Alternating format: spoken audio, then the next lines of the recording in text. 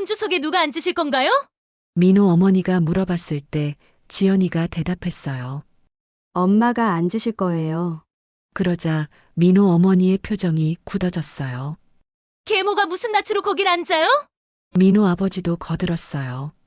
돈도 없고 애미도 개모라니 우리 집안 체면에 맞겠어? 여러분은 지금 어디서 영상을 시청하고 계신가요? 전 지금 천안에서 사연을 보내드리고 있습니다. 구독과 좋아요를 해주시면 제일 먼저 감동적인 사연을 보실 수 있습니다. 이제 사연 시작합니다. 창밖으로 스며드는 따스한 햇살이 작은 방을 은은하게 물들이고 있었습니다. 8살 난 수지는 엄마 품에 안겨 그림책을 읽고 있었어요. 엄마의 가늘고 하얀 손가락이 책장을 넘기는 소리가 평온했습니다. 너는 세상에서 제일 소중한 딸이야. 그걸 잊지 마라. 엄마의 목소리는 기침 소리에 섞여 나왔지만 여전히 따뜻했어요. 수지는 고개를 들어 엄마의 창백한 얼굴을 바라봤습니다. 볼이 많이 홀쭉해졌지만 엄마의 눈동자만큼은 여전히 자신을 향해 반짝이고 있었어요. 하지만 그 따뜻함은 오래가지 못했습니다. 엄마가 세상을 떠난 건 수진이 9살이 되던 해봄이었어요. 큰 병원 특실 침대에 누워있던 엄마의 마지막 말도 똑같았습니다. 너는 소중한 아이라고, 그걸 잊지 말라고요. 장례식장은 적막했습니다. 아버지는 울음을 참으려 애쓰며 입술을 꽉 다물고 있었어요. 수지는 검은 상복을 입고 엄마의 영정 앞에 서서 눈물을 흘렸습니다. 그때까지만 해도 아버지가 자신을 지켜줄 거라고 믿었어요. 그런데 엄마가 돌아가시고 1년도 채 되지 않아 아버지에게 새로운 여자가 나타났습니다. 키가 크고 단정한 인상의 여자였어요. 처음 만났을 때 그녀는 수진의 머리를 쓰다듬으며 부드럽게 말했습니다. 이제 내가 내 엄마가 되어줄게. 잘해보자. 하지만 그 말과 달리 계모의 눈빛은 차갑기만 했어요. 수진은 본능적으로 뒤로 물러섰지만 아버지는 그런 수진을 나무랐습니다. 왜 그렇게 삐딱하게 굴어? 새엄마가 좋게 대해주시잖아. 결혼식은 간소하게 치러졌습니다. 수진은 딱딱한 의자에 앉아 아버지와 계모가 서로 반지를 끼워주는 모습을 지켜봤어요. 마음 한편이 텅 비어가는 느낌이었습니다. 엄마가 있던 자리에 전혀 다른 사람이 들어앉은 것 같았어요. 계모에게는 14살 된 딸이 하나 있었습니다. 예쁘고 똑똑한 아이였어요. 계모는 자신의 딸 앞에서만큼은 따뜻한 미소를 보였습니다. 하지만 수진을 바라보는 시선은 늘 싸늘했어요. 변화는 서서히 시작되었습니다. 돈이 넉넉한 집이었음에도 계모는 자신의 딸에게만 백화점에서 산 새 옷을 입혀주면서 수진이에게는 헌 옷을 내어주었어요. 내 옷은 저거 입어. 멀쩡하잖아. 수진이 입던 옷은 색이 바래고 소매가 닳았지만 계모는 아무렇지 않다는 듯 말했습니다. 수진은 아무 말도 할 수 없었어요. 아버지 앞에서는 더욱더 그랬습니다. 넓은 거실과 반짝이는 대리석 식탁이 있는 집이었지만 수진이에게는 차가운 공간일 뿐이었어요. 식탁에서도 차별은 계속되었습니다.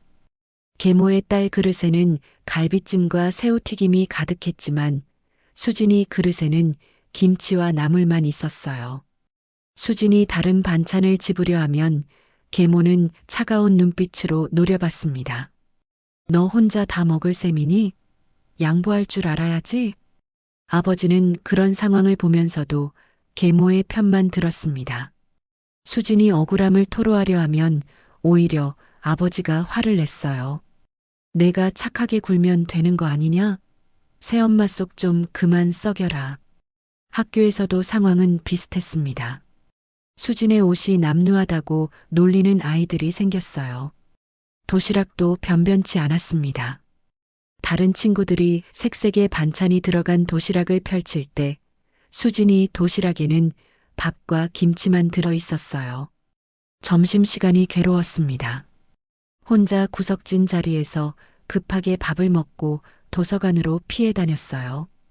그나마 책 속에서만큼은 따뜻한 위로를 찾을 수 있었습니다. 집에 돌아가면 더 큰 시련이 기다리고 있었어요. 계모는 수진이에게만 집안일을 시켰습니다. 설거지부터 청소, 빨래까지 모든 일이 수진이 몫이었어요. 자신의 딸은 방에서 편안히 숙제를 하는 동안 수진은 무릎이 빨갛게 될 때까지 바닥을 닦아야 했습니다. 어느 날 저녁 수진은 더 이상 참을 수 없었어요. 아버지 앞에서 용기를 내어 말했습니다. 아버지, 저만 집안일을 하는 게 너무 힘들어요. 하지만 아버지의 반응은 차가웠습니다. 계모가 귀갯말로 뭔가를 속삭이자 아버지의 표정이 굳어졌어요. 내가 속 썩인다더라. 집안일 좀 돕는 게 그렇게 힘드냐? 그 순간 수지는 깨달았습니다. 자신은 이 집에서 사랑받는 딸이 아니라 그저 짐짝 같은 존재라는 거요. 엄마가 살아계셨을 땐 그래도 집이 따뜻했는데 계모가 들어오고 나선 자신의 방까지 차갑게 얼어붙은 것 같았습니다. 아버지는 수진의 편이 아니었어요. 수진이 이 집에서 설 자리는 점점 사라져가고 있었습니다. 20살이 되던 해 계모는 마침내 수진이에게 결정적인 말을 던졌어요. 너도 이제 시집갈 나이 아니니? 좋은데 하나 받았으니까 얼른 나가줬으면 좋겠구나. 수진은 그제서야 모든 걸 이해했습니다. 계모는 처음부터 자신을 이 집에서 내보낼 생각이었던 거예요. 그리고 아버지도 그걸 묵인하고 있었습니다. 나는 사랑받는 딸에서 집안의 짐짝으로 떨어진 거였어요. 시집살이는 상상보다 훨씬 가혹했습니다. 수진이 시집 온 집은 3대째 이어져 내려온 한약방을 운영하는 명가였어요. 하지만 그 번듯한 외관 뒤에는 차가운 현실이 숨어 있었습니다.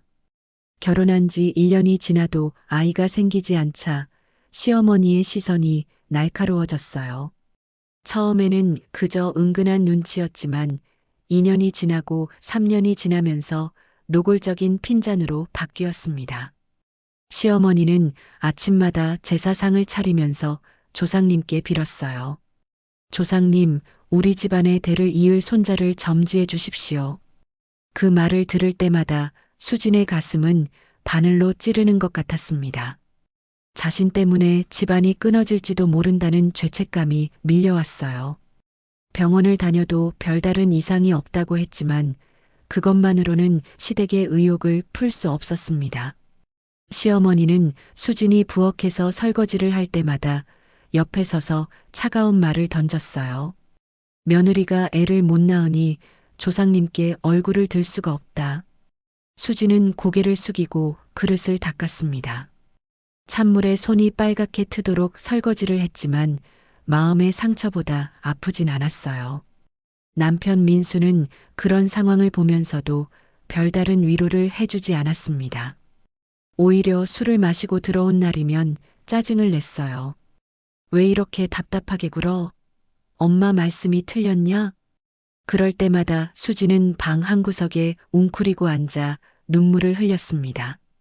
친정에서도 시댁에서도 자신의 편은 없었어요. 세상에 혼자 남겨진 기분이었습니다. 결혼 5년이 되던 해 상황은 더욱 악화되었어요. 시어머니는 수진을 불러앉히고 엄한 목소리로 말했습니다. 집안 망신은 다 시키는 년. 동네 사람들이 뭐라고 하는지 알아? 내가 부끄러워서 진짜. 수진은 떨리는 목소리로 대답했어요. 죄송합니다. 제가 더 노력할게요. 하지만 시어머니의 표정은 굳어만 갔습니다. 그 이후로 집안 분위기는 더욱 냉랭해졌어요. 식사 시간에도 수진이만 빼고 대화가 오갔고 명절이면 다른 며느리들과 비교하는 말이 끊이지 않았습니다. 결혼 7년째 더 충격적인 일이 벌어졌어요. 민수가 회사 후배와 바람을 피우고 있다는 걸 알게 된 겁니다. 우연히 그의 휴대폰을 보게 되었는데 다정한 문자들이 가득했어요. 수진의 손이 덜덜 떨렸습니다. 그날 밤 민수가 들어오자 수진은 용기를 냈어요. 당신 다른 여자 있죠? 민수는 잠깐 당황하더니 이내 뻔뻔한 표정을 지었습니다. 아이도 못 낳는 주제에 뭘 더 바라냐? 그 여자는 적어도 아이를 가질 수 있어. 그 말을 듣는 순간 수진의 마음속에서 뭔가 부서지는 소리가 났어요. 30살이 되도록 자신을 지켜주는 사람은 아무도 없었습니다. 친정 아버지도 남편도 누구도요. 그 이후로 20년이 더 흘렀습니다. 수지는 그저 버텼어요. 참고 또 참으면서 하루하루를 견뎠습니다. 민수의 외도는 계속되었지만 시어머니는 오히려 수진을 탓했어요. 남편이 바람을 피우는 것도 아내가 제 역할을 못해서 그런 거야. 40이 넘고 50이 넘어서도 상황은 변하지 않았습니다. 수지는 점점 말수가 줄어들었어요. 웃음도 잊어갔습니다. 거울 속 자신의 모습은 언제부턴가 지쳐 보이기만 했어요. 그러던 어느 날 민수가 젊은 여자와 함께 찍은 사진을 보게 되었습니다. 둘이 팔짱을 끼고 환하게 웃고 있는 모습이었어요. 수지는 그제서야 깨달았습니다. 자신이 30년 동안 지켜온 건 가정이 아니라 자신을 짓밟는 감옥이었다는 거요. 그날 밤 수지는 결심했습니다. 더 이상은 안 되겠다고요. 51살의 나이에도 늦지 않았다고 생각했어요. 이혼 조정 신청서를 내던 날 수진의 손은 떨렸지만 마음은 오히려 차분했습니다. 법원 창구 직원이 서류를 받으면서 물었어요. 정말 신청하시겠어요? 네, 하겠습니다. 수지는 또렷하게 대답했습니다. 그 순간 30년 동안 짊어지고 있던 무거운 짐이 조금씩 내려가는 기분이었어요. 조정 과정은 순탄하지 않았습니다. 시댁에서는 수진을 원망했고 민수는 끝까지 자신의 잘못을 인정하지 않았어요. 하지만 수진은 포기하지 않았습니다. 이번만큼은 자신을 위해 끝까지 싸우기로 했거든요. 도장을 찍고 법원에서 나오는 길, 세상이 텅 빈 것 같았습니다. 갈 곳도 의지할 사람도 없었어요. 하지만 한편으론 알았습니다. 이젠 나라도 나를 지켜야 한다는 걸요. 나는 지옥 같은 집에서 도망쳤습니다. 이번엔 나를 지켜야만 했어요. 스스로를 지키지 않으면 누구도 지켜주지 않는다는 걸 뼈저리게 깨달았거든요. 이혼 후 수진이 선택한 곳은 작은 상가 건물 1층에 있는 세탁소였습니다. 보증금 500만 원에 월세 40만 원짜리 좁은 공간이었어요. 하지만 그곳만큼은 온전히 자신의 것이었습니다. 세탁소를 차린 건 우연이 아니었어요. 30년간 시집살이를 하며 하도 빨래와 다림질을 해서 손에 익은 기술이었거든요. 시어머니가 까다롭게 굴며 다시 다리라고 했던 그 경험들이 이제는 생계의 수단이 되었습니다. 처음 문을 연 날 수지는 떨리는 손으로 간판 전등을 켰어요. 깨끗한 세탁소라는 간판이 환하게 빛났습니다. 52의 나이에 시작하는 새 인생이었어요. 손님들이 하나둘 찾아오기 시작했습니다. 동네 사람들은 처음엔 의심스러운 눈빛으로 수진을 바라봤어요. 중년 여자가 혼자 세탁소를 운영한다는 게 신기했나 봅니다. 하지만 수진은 묵묵히 일했어요. 와이셔츠 한 장을 다릴 때도 정성을 다했습니다. 깃부분은 2번, 소매는 3번씩 다렸어요. 시어머니에게 배운 그 까다로운 기준이 이제는 자신만의 자부심이 되었습니다. 한 달, 2달이 지나면서 단골 손님들이 생겼어요. 근처 회사에 다니는 직장인들, 혼자 사는 대학생들이 옷을 맡기러 왔습니다. 수지는 각자의 옷 특성을 기억했어요. 이 사람은 풀을 적게 먹이는 걸 좋아하고 저 사람은 다림질을 빳빳하게 해달라고 하죠. 그러던 어느 화요일 오후 조용한 목소리의 남자가 찾아왔습니다. 키가 크고 마른 체격의 단정한 인상이었어요. 손에는 낡았지만 깨끗하게 관리된 와이셔츠 서너 장을 들고 있었습니다. 세탁 부탁드립니다. 그가 건넨 옷을 받아보니 정말 깨끗했어요. 얼룩 하나 없고 냄새도 나지 않았습니다. 그저 오래 입어서 빳빳함을 되찾고 싶어 하는 것 같았어요. 언제 찾으러 오실까요? 모레 오후에 오겠습니다. 그는 공손히 인사하고 나갔습니다. 수지는 그의 옷을 유심히 살펴봤어요. 고급 브랜드는 아니지만 원단이 좋았고 관리를 잘한 흔적이 역력했습니다.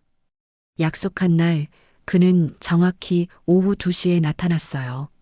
수진이 정성스럽게 다린 셔츠를 내밀자 그의 얼굴에 잔잔한 미소가 번졌습니다. 항상 꼼꼼하시네요. 여기 맡기면 믿음이 가요. 그저 오래 해와서 손이 익었을 뿐이에요. 수지는 겸손하게 대답했지만 마음 한편이 따뜻해졌어요. 오랜만에 듣는 칭찬이었거든요. 그는 돈을 건네며 다시 정중히 인사했습니다. 고맙습니다. 다음 주에 또 오겠습니다. 그 이후로 그는 일주일에 한 번씩 규칙적으로 찾아왔어요. 늘 같은 요일, 같은 시간이었습니다. 말수는 적었지만 항상 예의 바른 인사를 빼먹지 않았어요. 수지는 그를 기다리게 되었습니다. 화요일 오후가 되면 저절로 시계를 보게 되었어요. 그가 가져온 옷을 다릴 때는 더욱 정성을 들였습니다. 이상하게도 그의 옷을 만지고 있으면 마음이 평온해졌어요. 어느 날은 비가 많이 오는 날이었습니다. 손님이 별로 없어서 수지는 혼자 앉아 창밖을 바라보고 있었어요. 그때 우산을 쓴 그가 나타났습니다. 날씨가 좋지 않네요. 괜찮으세요? 그가 처음으로 안부를 물어봤습니다. 수진의 마음이 콩닥거렸어요. 괜찮습니다. 비 오는 날엔 손님이 적어서 오히려 여유로워요. 그렇군요. 빗소리가 듣기 좋네요. 그는 잠깐 빗소리에 귀 기울였습니다. 수진이도 덩달아 들어보니 정말 포근한 소리였어요. 그동안 빗소리조차 제대로 들을 여유가 없었다는 걸 깨달았습니다. 그날 이후 그들의 대화는 조금씩 늘어났어요. 날씨 이야기에서 시작해서 동네 이야기, 계절 이야기까지요. 그는 혼자 살면서 도서관에서 일한다고 했습니다. 조용하고 차분한 성격이 그 일과 잘 맞는 것 같았어요. 수지는 그에게 자신의 이야기를 조금씩 털어놓았습니다. 이혼한 이야기, 세탁소를 시작하게 된 이야기들이요. 그는 판단하지 않고 조용히 들어줬어요. 혼자 사는 거 힘들지 않으세요? 처음엔 무서웠어요. 하지만 지금은 괜찮아요. 자유롭거든요. 그의 눈빛이 따뜻해졌습니다. 수지는 오랜만에 누군가가 자신을 이해해준다는 느낌을 받았어요. 어느 날 그가 가져온 옷 중에 단추가 떨어진 셔츠가 있었습니다. 수지는 조심스럽게 말했어요. 단추를 다시 달아드릴까요? 그래 주시면 너무 고맙죠. 수지는 정성스럽게 단추를 달았습니다. 시집살이 할 때 익힌 바느질 솜씨였어요. 그가 옷을 찾으러 왔을 때 단추가 깔끔하게 달린 걸 보고 놀라워했습니다. 정말 꼼꼼하시네요. 새 옷 같아요. 낡은 셔츠를 내미는 그의 손이 오래전 수진의 손을 잡아주던 엄마의 손 같았어요. 따뜻하고 믿음직스러웠습니다. 옷감을 다리듯 그의 존재가 수진의 마음도 다려주는 것 같았어요. 수진은 서서히 깨닫고 있었습니다. 이 작은 세탁소에서, 이 조용한 일상에서 자신이 진짜 원했던 평온을 찾고 있다는 거요. 종수와 수진이 결혼한 건 세탁소를 연 지 3년째 되던 해였습니다. 조용한 결혼식이었어요. 증인 몇 명만 모시고 구청에서 간단히 혼인신고를 했습니다. 55의 나이에 찾은 두 번째 사랑이었어요. 종수는 수진이 상상했던 것보다 더 따뜻한 사람이었습니다. 아침마다 커피를 끓여주었고 세탁소 일이 바쁠 때면 옷을 정리하는 걸 도와줬어요. 하지만 수진이에게는 한 가지 걱정이 있었습니다. 바로 종수의 딸 지연이었어요. 지연이는 17살의 고등학생이었습니다. 어릴 때 어머니를 잃고 아버지와 단둘이 살아왔어요. 키가 크고 마른 체형에 긴 생머리를 한 예쁜 아이였지만 늘 시무룩한 표정을 짓고 있었습니다. 처음 만났을 때부터 지연이의 시선은 차가웠어요. 수진이 인사를 건네도 고개만 살짝 숙일 뿐 말은 하지 않았습니다. 종수는 미안한 듯 말했어요. 아직 어려서 그래요. 시간이 지나면 나아질 거예요. 하지만 결혼 후에도 지연이의 태도는 변하지 않았습니다. 오히려 더 노골적으로 수진을 거부했어요. 밥상에서도 말 한마디 없이 급히 먹고 방으로 들어가 버렸습니다. 가장 힘든 건 지연이의 교복이었어요. 세탁소를 하는 수진이 눈에는 그 아이의 옷 상태가 한눈에 들어왔습니다. 교복 치마에는 알 수 없는 얼룩이 묻어 있었고 셔츠 소매는 찢어져 있었어요. 심지어 냄새도 났습니다. 어느 날 수진은 더러운 교복을 보다 못해 종수에게 말했습니다. 지연이 교복 좀 봐주세요. 너무 더러워졌어요. 학교에서 괴롭힘이라도 당하는 거 아닐까요? 종수는 난처한 표정을 지었어요. 그런 이야기는 없었는데 혹시 모르니 제가 물어볼까요? 아이가 싫어할 것 같으니 내가 먼저 물어보리다. 하지만 수지는 참을 수 없었습니다. 아이가 학교에서 놀림받는 게 뻔했거든요. 일단 학교에 대해 물어보는 대신에 지연이의 더러운 교복을 가져와 정성스럽게 빨았습니다. 얼룩은 생각보다 심했어요. 물감인지 먹물인지 모를 것들이 곳곳에 묻어 있었습니다. 소매 부분은 일부러 찢어 놓은 것 같았어요. 수진의 마음이 아팠습니다. 이런 일은 우연이 아니었거든요. 지연이가 학교에서 돌아왔을 때 깨끗하게 빤 교복이 옷걸이에 걸려 있는 걸 발견했어요. 그 순간 지연이의 얼굴이 일그러졌습니다. 누가 제 옷 만졌어요? 목소리가 떨리고 있었어요. 수지는 조심스럽게 대답했습니다. 내가 빨았어. 혹시 무슨 일 있니? 혹시 괴롭힘 당하는 거니? 하지만 그 말이 지연이를 더 화나게 만들었습니다. 괴롭힘 당하는 아이에게 그런 말은 영린과도 같았습니다. 신경 끄세요. 제 옷은 제가 알아서 하고 학교도 아무 문제 없으니까 제 물건에 손대지 마세요. 지연이는 교복을 확 잡아채며 방으로 들어가 버렸어요. 문 닫는 소리가 쿵 하고 울렸습니다. 수지는 그 자리에 서서 한참을 멍하니 있었어요. 다음 날부터 지연이는 더 노골적으로 수진을 피했습니다. 수진이 있는 공간에는 아예 오지 않았어요. 밥도 종수와 둘이 있을 때만 먹었습니다. 종수는 중간에서 힘들어했어요. 딸과 아내 사이에서 어떻게 해야 할지 모르겠다는 표정이었습니다. 수지는 괜찮다고 말했지만 마음은 편하지 않았어요. 일주일이 지나고 또 다른 사건이 벌어졌습니다. 지연이가 학교에서 돌아왔는데 교복이 또 엉망이었어요. 이번에는 우유가 쏟아진 것 같았고 셔츠에는 볼펜 자국이 여러 개 있었습니다. 수지는 확신했어요. 이 아이가 학교에서 괴롭힘을 당하고 있다는 걸요. 친정에서 시집에서 당했던 그런 식의 괴롭힘을 말이에요. 지연이는 더러운 교복을 입고 그대로 방으로 들어갔습니다. 수지는 마음이 아팠어요. 그 아이의 외로움과 상처가 자신의 것과 너무 닮아 있었거든요. 밤에 지연이가 잠든 후 수지는 종수에게 조심스럽게 말했습니다. 지연이가 학교에서 힘든 일을 당하는 것 같아요. 종수의 얼굴이 어두워졌어요. 저도 물어는 봤지만 아니라고 걱정 말라더군요. 하지만 오늘 보니까 괴롭힘 당하는 게 맞는 것 같아요. 그럼 우리가 더 관심을 가져줘야죠.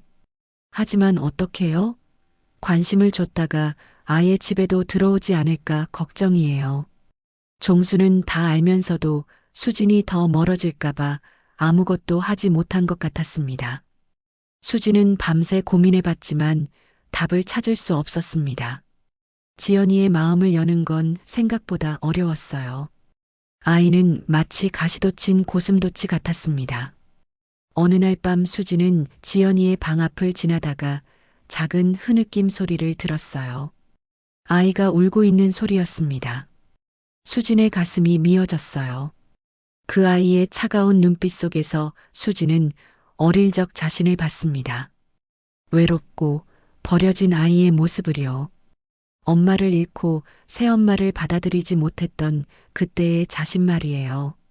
수지는 깨달았습니다.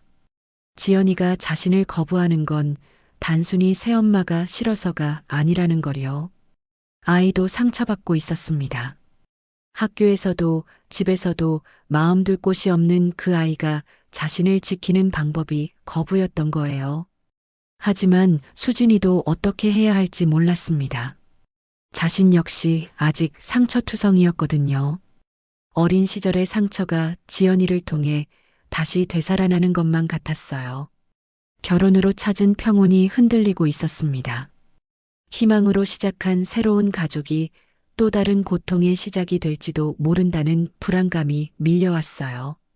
수지는 밤마다 잠들지 못하고 뒤척였습니다. 상황은 날이 갈수록 심각해졌습니다. 지연이가 가져오는 교복의 상태가 점점 더 끔찍해졌어요. 어떤 날은 교복 치마에 케첩이 범벅으로 발라져 있었고 또 어떤 날은 셔츠가 찢어진 채로 돌아왔습니다. 냄새도 점점 심해졌어요. 수지는 매일 밤 고민에 빠져들었습니다. 나서자니 지연이가 더 화를 낼 것 같았고 그냥 두자니 아이가 더 큰 상처를 입을 게 분명했어요. 종수도 매번 지연이에게 물어보고 학교에까지 연락해봤지만 별 소득은 없었습니다. 어떻게 해야 할까요? 그 괴롭히는 애들 연락처라도 알아볼까요? 아니에요. 그러면 지연이가 더 힘들어질 거예요. 수지는 답을 찾지 못한 채 밤마다 뒤척였습니다. 자신이 나서면 계모가 간섭한다는 소리를 들을까봐 두려웠어요.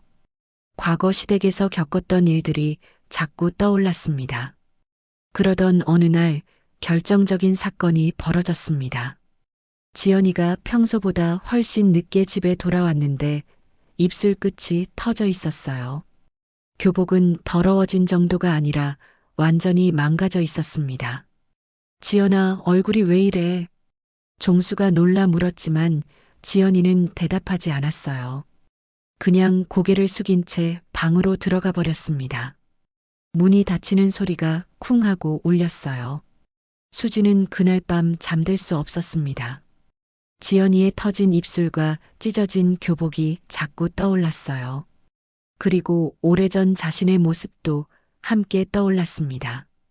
8살 수진이 엄마 품에서 그림책을 읽던 따뜻한 오후였어요. 엄마의 가느다란 손가락이 책장을 넘기며 부드럽게 말했습니다. 너는 세상에서 제일 소중한 딸이야. 그걸 잊지 마. 하지만 엄마는 수진을 끝까지 지켜내지 못했어요. 병이 엄마를 데려갔고 수진은 혼자 남겨졌습니다. 계모가 들어온 후의 일들이 파노라마처럼 스쳐 지나갔어요.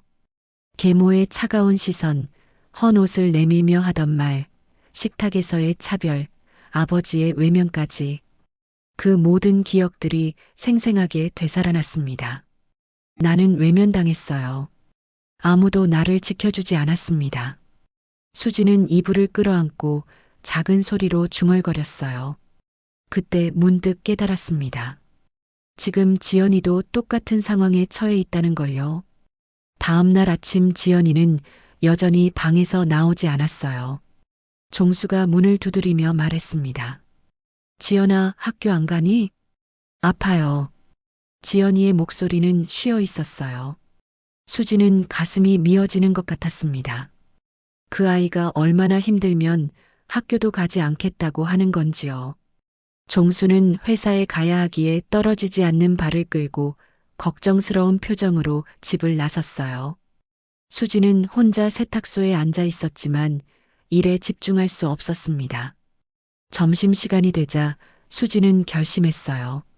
지연이 방 앞에 가서 조심스럽게 문을 두드렸습니다. 지연아, 밥 먹어야지. 대답이 없었어요. 수지는 더 용기를 내어 말했습니다. 내가 미역국 끓였어. 내가 좋아한다고 아빠가 그러던데. 그제서야 지연이의 작은 목소리가 들렸어요. 배 안 고파요. 수지는 문 앞에 서서 한참을 망설였습니다.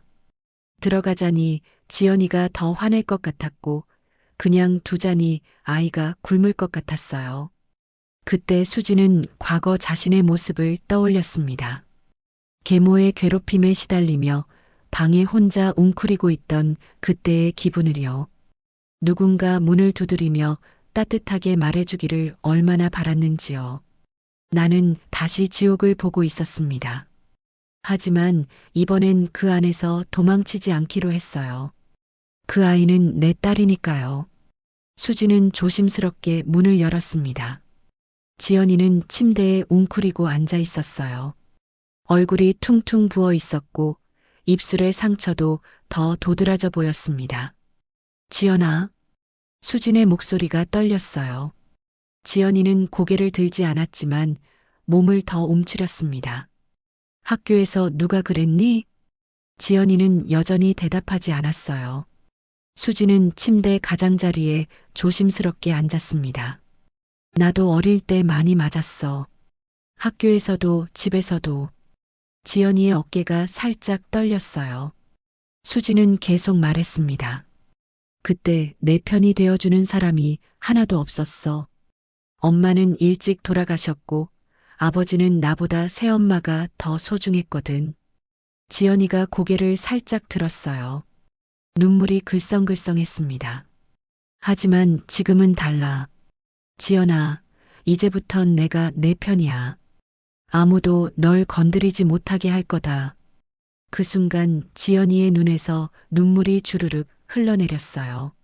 수진이도 모르게 눈물이 났습니다. 엄마는 날 지켜주고 싶었지만 지켜내지 못했어요. 이번엔 내가 지켜야 합니다. 수진은 지연이의 손을 조심스럽게 잡았어요. 지연이는 처음으로 손을 빼지 않았습니다. 대신 수진의 손을 꽉 잡았어요. 마음으로 낳은 딸도 내 딸입니다. 수진은 지연이를 지키기로 마음먹었어요. 이번만큼은 절대 포기하지 않기로 했습니다. 지연이와의 대화 후 수진은 구체적인 행동에 나서기로 결심했습니다. 지연이로부터 괴롭힘의 주동자가 누구인지 알아냈어요. 같은 반 김소윤이라는 아이와 그 무리였습니다. 지연이는 처음엔 말하기를 꺼려했어요. 하지만 수진이 끈질기게 물어보자 결국 털어놓았습니다. 매일 교실에서 벌어지는 일들, 급식 시간에 당하는 굴욕, 체육 시간에 일부러 공을 던져 맞추는 일까지요. 때로는 화장실로 불러 뺨을 맞기도 했다고 말했습니다. 속에서 천불이 나는 것 같았어요. 아이들이 어찌 그리 악독한지요. 그 애들이 저를 못살게 굴어요. 매일 괴롭혀요. 지연이의 목소리는 떨리고 있었어요. 수지는 가슴이 끓어오르는 걸 느꼈습니다. 그 아이들이 지연이에게 한 짓들을 상상하니 참을 수가 없었어요. 다음 날 수지는 지연이를 학교에 보낸 후 곧바로 행동에 나섰습니다. 먼저 김소윤의 집 주소를 알아냈어요. 학교 교장에게 연락해 이 이상 묵인하면 가만두지 않겠다고 하니까 알려주더군요. 그동안 방관한 담임 선생님은 애초에 연락도 받지 않았습니다. 김소윤의 집은 수진이네와 같은 동네에 있는 대형 아파트 단지였어요. 수진은 떨리는 마음으로 엘리베이터를 탔습니다. 15층까지 올라가는 동안 가슴이 쿵쾅쿵쾅 뛰었어요. 초인종을 누르자 중년 여성의 목소리가 들렸습니다. 누구세요? 김소윤 어머니 되시죠? 아이들 문제로 왔습니다. 잠깐 후 문이 열렸어요. 화장을 진하게 한 중년 여성이 나타났습니다.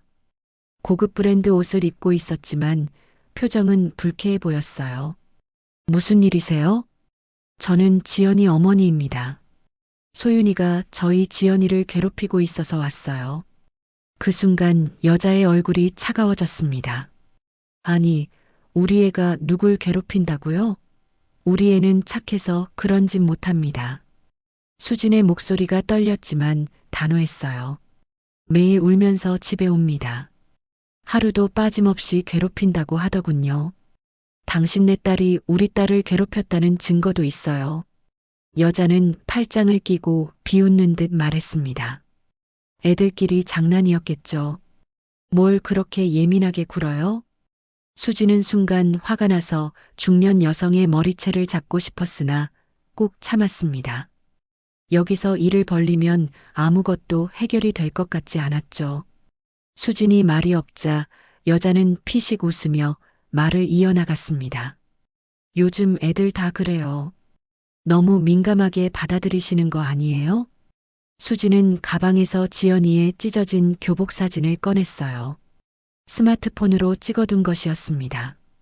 이것도 장난인가요? 입술이 터져서 집에 온 것도 장난인가요? 사진을 본 여자의 표정이 살짝 변했지만 여전히 적대적이었어요. 저희 소윤이가 그랬다는 증거라도 있어요? 수지는 참고 있던 화가 터져 나왔습니다. 지금 당장 사과하지 않으면 당신 자식이 우리 지연이한테 한 짓 다 알게 할 겁니다. 그때 아파트 복도에서 다른 주민들이 지나가며 쳐다보기 시작했어요. 여자는 당황한 듯 목소리를 낮췄습니다. 아니, 왜 여기서 소리를 질러요? 이웃들이 다 듣는다고요. 하지만 수지는 물러서지 않았어요. 그럼 제대로 사과하세요. 아니면 교육청에 신고할 겁니다. 당신 자식이 대학을 가도 결혼을 해도 쫓아다니면서 다 밝힐 겁니다. 여자의 얼굴이 빨개졌습니다. 주변 시선을 의식하며 어쩔 줄 몰라 했어요. 아니, 정말 입 좀 다물어요. 애들이 좀 장난쳤을 수도 있죠. 수지는 한 발 더 다가섰습니다. 장난이 아니라 폭력이에요. 제 딸한테 손댄 건 절대 용서 안 합니다. 그때 엘리베이터에서 학교 가방을 맨 여자아이가 내렸어요. 김소윤이었습니다. 쭈뼛쭈뼛 본인 엄마에게로 걸어가는 모습을 보자 얄미워서 짜증이 났어요. 우리 지연이는 매일 울고 힘들어하는데 김소윤은 너무 멀쩡해 보였거든요. 엄마, 저 사람 누구예요? 수지는 소윤을 똑바로 바라봤습니다. 너, 지연이한테 왜 그런 짓을 했니? 소윤은 그 말을 듣자 얼굴이 새파래졌어요. 그리곤 엄마 뒤로 숨으며 대답하지 않았어요. 그 모습을 본 수지는 더욱 화가 났습니다. 대답 안 할 거야? 그럼 경찰서 갈까? 아줌마 증거도 다 있어. 수지는 바락바락 소리 질렀습니다. 속에서 천불이 났어요. 그때 소윤의 엄마가 딸을 감싸며 말했어요. 우리 애한테 소리치지 마세요. 우리 애는 아무것도 한 게 없어요. 전혀 모르는 얼굴이잖아요. 수지는 냉정하게 말했습니다. 모르는 얼굴이요? 그럼 제가 알려드릴게요. 동네 사람들 앞에서요. 수지는 목소리를 높여 무슨 소란인가 싶어 복도에 나온 사람들이 들을 수 있게 말했어요. 이 집 딸이 저희 딸을 매일 괴롭혀서 왔습니다. 교복을 찢고 때리고 온갖 못된 짓을 다 했어요. 주변에 있던 주민들이 수군거리기 시작했어요. 소윤의 엄마는 당황해서 수진의 팔을 잡았습니다. 그만하세요. 안으로 들어가서 이야기해요. 하지만 수진은 뿌리쳤어요. 안 되죠. 여기서 사과받을 거예요.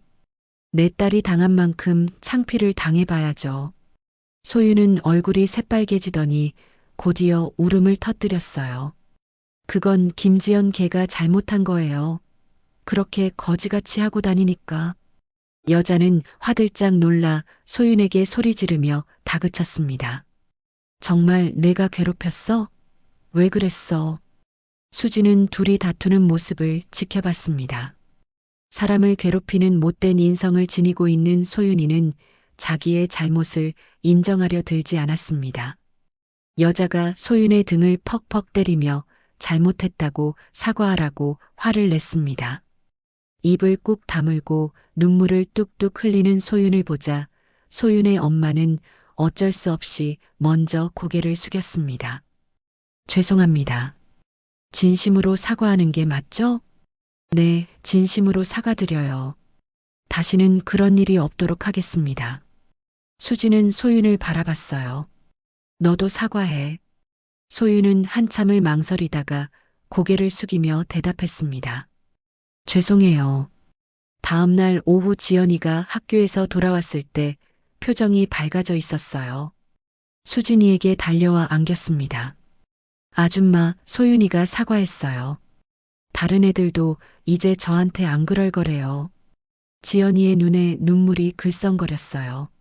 수진의 손을 꼭 잡던 지연이 뭔가 결심한 듯 말했습니다. 엄마, 감사해요. 정말 저를 지켜주셔서요. 수진은 눈을 동그랗게 뜨고 놀란 표정을 지었습니다. 지연이에게 엄마라는 소리를 들은 게 처음이었거든요. 그 한마디에 50년 묵은 상처가 눈 녹듯 사라졌습니다. 눈에서는 눈물이 차올랐습니다. 수지는 지연이를 꼭 안아주고 눈물을 참으며 대답했습니다. 당연하지. 엄마가 항상 지켜줄게. 처음으로 수지는 딸 앞에서 어깨를 폈습니다. 자신이 엄마라는 걸, 진짜 엄마라는 걸 느꼈어요. 지연이를 지켜낸 그 순간이 수진이에게는 가장 자랑스러운 순간이었습니다. 괴롭힘 사건이 해결된 후 집안 분위기는 완전히 달라졌습니다. 지연이는 더 이상 방에 숨어 있지 않았어요. 저녁 식사 시간이 되면 먼저 식탁에 나와 앉아서 수진이와 종수를 기다렸습니다. 처음으로 가족이 함께 둘러앉은 식탁은 따뜻했어요. 지연이가 학교에서 있었던 일들을 이야기하기 시작했습니다. 친구들과 점심을 같이 먹었다는 이야기, 수학 시험에서 좋은 점수를 받았다는 이야기까지요. 오늘 미술 시간에 가족 그림을 그렸어요. 지연이가 가방에서 화지를 꺼냈습니다. 크레용으로 그린 그림이었는데 세 사람이 손을 잡고 있는 모습이었어요. 수지는 그림 속에서 자신을 찾았습니다. 지연이 옆에 서 있는 짧은 머리의 여자였어요. 이쁘게 그렸네. 우리 딸 그림 솜씨가 대단한걸? 수진의 말에 지연이가 환하게 웃었어요. 그 웃음을 보니 수진의 가슴도 따뜻해졌습니다. 며칠 후 지연이는 세탁소에서 수진을 도와주겠다고 나섰어요. 처음에는 서툴렀지만 옷을 정리하고 단추를 끼우는 일 정도는 곧 익혔습니다. 엄마, 이 셔츠는 어떻게 개야 하나요? 지연이가 와이셔츠를 들고 물어봤어요. 수지는 천천히 보여줬습니다. 이렇게 어깨 부분을 먼저 접고 소매는 이렇게 해야 주름이 안 생겨. 지연이는 진지한 표정으로 따라했어요. 처음엔 삐뚤빼뚤했지만 몇 번 하다 보니 제법 모양이 나왔습니다. 와, 잘했네. 우리 지연이 손재주가 있구나. 정말요? 저 잘하는 편이에요? 물론이지. 정말 잘하는구나. 그날 이후 지연이는 방과 후면 세탁소에 와서 수진이와 함께 일했어요. 손님들도 지연이를 귀여워했습니다. 사장님 딸이에요? 정말 예쁘네요. 손님이 말하자 수지는 자랑스럽게 대답했어요. 네, 예쁜 제 딸이에요. 그 순간 지연이도 수줍게 웃으며 인사했습니다. 수지는 가슴이 뿌듯했어요. 진짜 엄마가 된 기분이었거든요. 주말이 되자 종수가 제안했습니다. 가족 여행을 가는 게 어떨까요? 가까운 곳으로요. 지연이의 눈이 반짝였어요. 정말요? 저 여행 한 번도 가본 적 없는데요. 수진이도 놀랐어요. 시집살이 30년 동안 제대로 된 여행을 가본 적이 없었거든요. 이혼 후에는 여행 같은 건 꿈도 꾸지 못했고요. 그럼 바다 보러 갈까? 부산은 볼 것도 많으니까 부산으로 갈까? 종수의 제안에 지연이가 손뼉을 쳤어요. 좋아요. 바다 구경하고 싶었어요. 그렇게 수지는 생전 처음으로 가족여행을 떠나게 되었습니다. 부산행 기차 안에서 지연이는 내내 신이 나 있었어요. 창밖 풍경을 보며 연신 감탄했습니다. 수진이도 오랜만에 마음이 편안했어요. 기차 소리에 맞춰 흔들리는 것도 포근했습니다. 바다를 처음 본 지연이는 소리를 질렀어요. 와, 정말 크다. 끝이 안 보여요. 수진이도 바다를 본 게 오랜만이었어요. 짠바람이 얼굴을 스치니 모든 걱정이 날아가는 것 같았습니다. 종수는 카메라를 꺼내 사진을 찍어줬어요. 자, 우리 다정한 모녀 사진 한 장 찍어드릴게요. 지연이가 수진이 팔짱을 꼈어요. 수진은 어색했지만 기뻤습니다. 카메라를 향해 웃는 지연이를 보니 마음이 따뜻해졌어요. 저녁에는 호텔 근처 사진관에서 가족 사진을 찍었습니다. 정장을 빌려 입고 찍는 정식 가족 사진이었어요. 수지는 생전 처음 가족 사진다운 가족 사진을 찍어봤습니다. 사진사가 말했어요. 가족분들 사이가 정말 좋으시네요. 딸분이 어머니 닮았어요. 지연이가 수진을 올려다보며 웃었어요. 우리 닮았나 봐요. 그럼 내 딸인걸. 그 말에 지연이가 수진이 팔에 더 바짝 붙었어요. 수진은 그때 느꼈습니다. 배 아파나지 않아도 진짜 딸이 될 수 있다는 걸요. 여행에서 돌아온 후 동네 사람들의 반응도 달라졌어요. 세탁소에 들린 이웃들이 말했습니다. 사장님네 이제 진짜 가족 같아요. 딸하고 사이가 얼마나 좋아 보이는지 몰라요. 지연이도 사장님을 많이 따르더라고요. 보기 좋아요. 그런 말을 들을 때마다 수지는 뿌듯했어요. 남들이 봐도 진짜 가족 같다고 하니 더욱 기뻤습니다.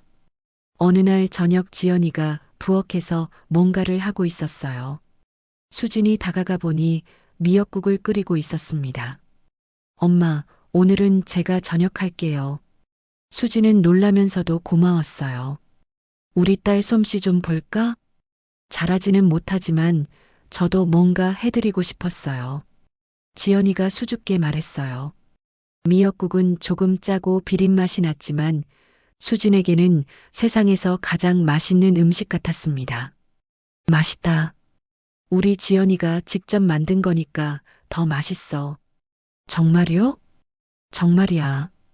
그 한마디에 두 사람은 더욱 가까워졌어요. 수지는 그날 처음으로 가족이라는 단어가 따뜻하게 느껴졌습니다. 혈연이 아니어도 함께 웃고 함께 아파할 수 있는 사람들이 진짜 가족이라는 걸 깨달았어요.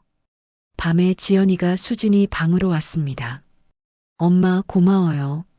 갑자기 왜? 저를 지켜주셔서요. 그리고 진짜 딸처럼 사랑해주셔서요. 지연이의 눈에 눈물이 글썽였어요. 수진이도 울컥했습니다. 당연한 거야. 넌 내 딸이니까. 그날 밤 수진은 오랜만에 평온하게 잠들었어요. 옆방에서 들려오는 지연이의 고른 숨소리가 자장가 같았습니다. 예순의 나이에 찾은 진짜 가족이었어요.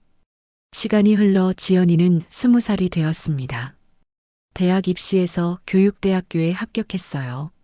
합격 통지서를 받던 날 지연이는 수진이에게 달려와 안겼습니다. 엄마, 저 합격했어요. 선생님이 될 수 있어요. 수진의 눈에 눈물이 글썽거렸어요. 그 아이가 꿈꿔왔던 교사의 길이 열린 거였습니다. 우리 딸 정말 자랑스럽다.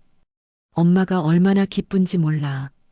종수도 흐뭇한 미소를 지으며 말했어요.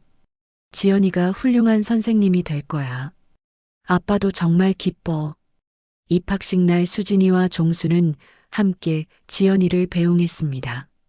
새 옷을 입고 가방을 맨 지연이는 자신감 넘치는 모습이었어요. 괴롭힘에 시달리던 그 연약한 아이는 이제 어디에도 없었습니다. 엄마, 아빠, 저 열심히 공부해서 훌륭한 교사가 될게요. 그렇지만 너무 무리하지는 말고 건강이 제일 중요해. 수진의 당부에 지연이가 고개를 끄덕였어요. 그 모습이 너무 의젓해 보여서 수지는 뭉클했습니다. 대학생이 된 지 2년째 되던 해, 지연이는 주말마다 집에 와서 수진이와 시간을 보냈어요. 세탁소 일도 도와주고 함께 요리도 하면서 더욱 가까워졌습니다. 엄마, 제가 실습 나가서 아이들 가르칠 때 많이 생각났어요. 뭘? 엄마가 저를 지켜주시던 모습이요. 저도 그런 선생님이 되고 싶어요. 지연이의 말에 수지는 가슴이 벅찼어요. 자신이 한 일이 지연이에게 좋은 영향을 줬다는 걸 알 수 있었거든요. 넌 분명 좋은 선생님이 될 거야. 엄마가 확신해. 그런 지연이를 보며 수지는 뿌듯함을 느꼈습니다. 계모로 시작했지만 진짜 엄마가 되었다는 자부심이 있었어요. 가족과 함께하는 시간을 소중히 여겼습니다. 지연이가 대학에 다니는 동안에도 주말마다 함께 시간을 보내며 행복한 일상을 이어갔어요. 지연이가 대학 3년이 되던 해봄, 가족 3명은 벚꽃 구경을 갔어요. 근처 공원에 벚꽃이 활짝 피어 있었습니다. 와, 정말 예쁘다. 사진 찍어요. 지연이가 휴대폰을 꺼내자 종수가 말했어요. 우리 3명이 다 같이 찍자. 셀카봉으로 사진을 찍는 모습은 평범한 행복한 가족 그 자체였어요. 수지는 그 순간이 영원히 계속되면 좋겠다고 생각했습니다. 저녁에 집에 돌아왔습니다. 종수는 셋이 찍은 사진을 한참 보다가 말했어요. 우리 셋이 이렇게만 행복하자. 종수의 얼굴에는 만족스러운 미소가 떠 있었어요. 수지는 종수의 손을 잡으며 말했습니다. 여보, 우리 오래 살아요. 당연하지. 우리 지연이 결혼하는 것도 봐야 하고. 그날 밤 수지는 행복한 마음으로 잠자리에 들었어요. 지연이는 훌륭하게 자라고 있었고 종수와의 결혼 생활도 평온했습니다. 세탁소 일도 안정적이었어요. 마침내 지연이가 대학을 졸업하고 교사 임용고시에 합격했습니다. 합격 통보를 받은 날 온 가족이 기뻤어요. 작은 식당에서 축하 파티를 열었습니다.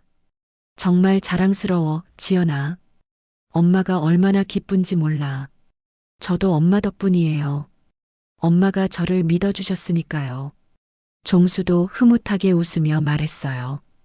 우리 딸 정말 대단하다. 이제 아이들한테 사랑받는 선생님이 되겠구나.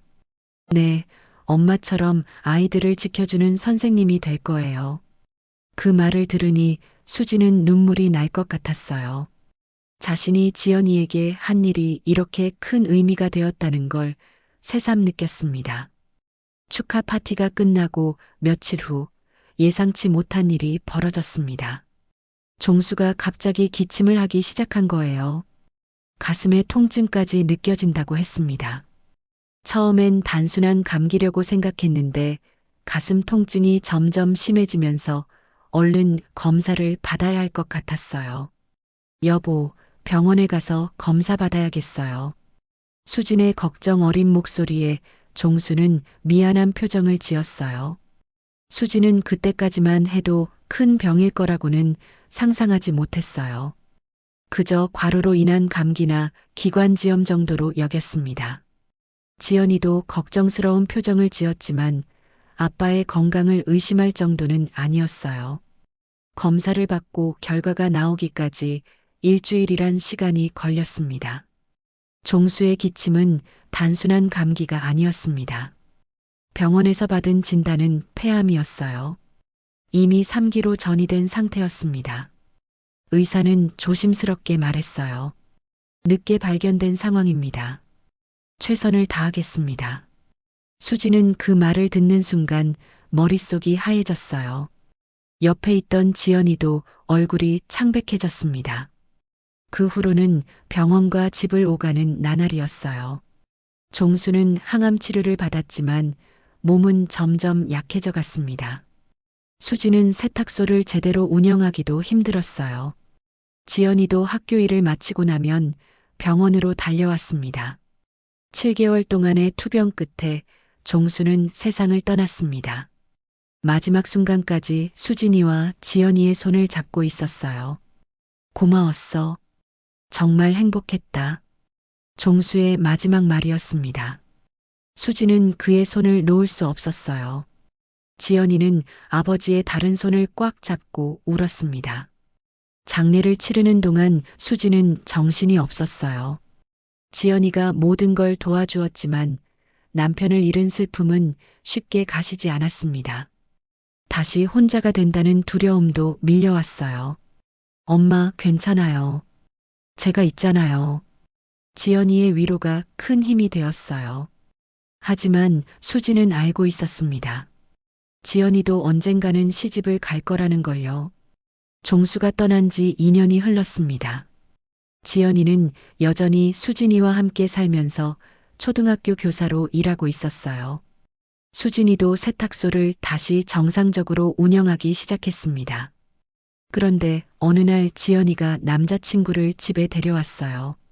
이름은 민호였고 회사원이라고 했습니다. 차분하고 예의 바른 인상이었어요. 엄마, 소개할 사람이 있어요. 수지는 이미 눈치채고 있었어요. 지연이가 요즘 부쩍 밝아졌거든요. 안녕하세요. 지연이 이야기 많이 들었습니다. 민호는 정중하게 인사했어요. 수진이도 반갑게 맞아주었습니다. 우리 지연이 잘 부탁해요. 두 사람은 1년 동안 사귀었고 서로 성격이 잘 맞아서 결혼을 결심했다고 했어요. 수지는 기뻤지만 한편으로는 아쉬웠습니다. 지연이와 헤어져야 한다는 생각 때문이었어요. 엄마도 같이 살아요. 제가 엄마 혼자 두고 갈 수 없어요. 지연이의 말에 수지는 고개를 저었어요. 아니야. 신혼인데. 부부끼리 살아야지. 엄마는 괜찮아. 하지만 지연이는 끝까지 우기며 민호도 괜찮다고 했습니다. 수지는 고마웠지만 부담스럽기도 했어요. 문제는 민호의 집안이었습니다. 처음 상견례 날부터 분위기가 좋지 않았어요. 민호의 부모는 부유한 사업가였는데 수진을 보는 시선이 차가웠습니다. 혼주석에 누가 앉으실 건가요? 민호 어머니가 물어봤을 때 지연이가 대답했어요. 엄마가 앉으실 거예요. 그러자 민호 어머니의 표정이 굳어졌어요. 계모가 무슨 낯으로 거길 앉아요? 그 말에 자리가 조용해졌습니다. 수지는 가슴이 찔리는 것 같았어요. 지연이가 화를 내며 말했습니다. 우리 엄마 계모 아닙니다. 제가 사랑하는 진짜 엄마예요. 하지만 민호 아버지도 거들었어요.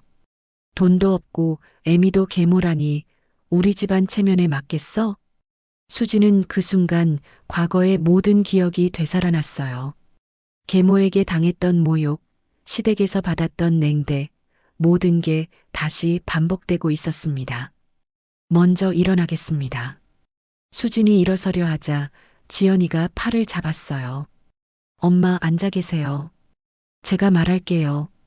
지연이는 민호 부모를 똑바로 바라보며 말했어요. 우리 엄마가 저를 어떻게 키우셨는지 모르시죠? 저를 괴롭히는 아이들한테 맞서서 지켜주셨어요. 친엄마보다 더 사랑해 주셨고요. 하지만 민호 어머니는 비웃었어요. 버르장머리 없구나. 애미가 저 모양이니 딸을 제대로 키울 리가 없지. 수지는 참을 수 없었어요. 자신을 모욕하는 건 견딜 수 있었지만 지연이까지 상처받는 모습은 볼 수 없었습니다. 죄송하지만 저희는 이만 가보겠습니다. 엄마, 지연이가 따라 나섰어요. 식당 밖에 나와서 지연이가 눈물을 흘렸습니다. 엄마, 죄송해요. 저런 분들인 줄 몰랐어요. 괜찮아.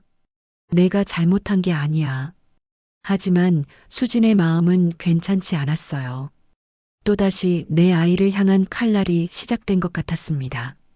지연이가 행복해지려면 자신이 걸림돌이 되어서는 안 된다고 생각했어요. 민호는 나중에 따로 사과하러 왔어요. 부모님이 너무 심하게 말씀하셨어요. 죄송합니다. 하지만 수지는 알고 있었어요. 결혼하면 그런 일이 더 많을 거라는 걸요. 지연아, 엄마는 괜찮으니까 내 행복만 생각해. 아니에요. 엄마 없는 결혼은 안 할 거예요. 지연이는 끝까지 수진이 편을 들어줬어요. 수진은 다시 버려진 기분이었지만 이번엔 내 딸이 내 옆을 지켜주고 있다는 게 달랐습니다. 그래도 마음은 편하지 않았어요. 지연이의 행복을 위해서는 자신이 물러서야 할지도 모른다는 생각이 들었거든요. 상견례 이후 민호 집안의 태도는 더욱 노골적이 되었습니다. 결혼을 반대한다는 입장을 분명히 했어요. 민호는 부모를 설득해 보겠다고 했지만 쉽지 않았습니다. 며칠 후 더 충격적인 일이 벌어졌어요. 지연이가 근무하는 초등학교에 교육청으로부터 연락이 왔습니다. 지연이에 대한 신고가 접수되었다는 내용이었어요. 엄마, 큰일 났어요. 지연이가 창백한 얼굴로 집에 돌아왔어요. 손에는 교육청에서 받은 공문이 들려 있었습니다. 무슨 일이야? 누군가 저를 신고했대요. 제가 아이들에게 손찌검을 한다면서요. 수진이 공문을 읽어보니 내용이 황당했어요. 지연이가 학생들을 차별한다는 것, 수업에 성의가 없다는 것, 심지어 학생을 폭행한다는 것까지 사실무근한 내용들이었습니다.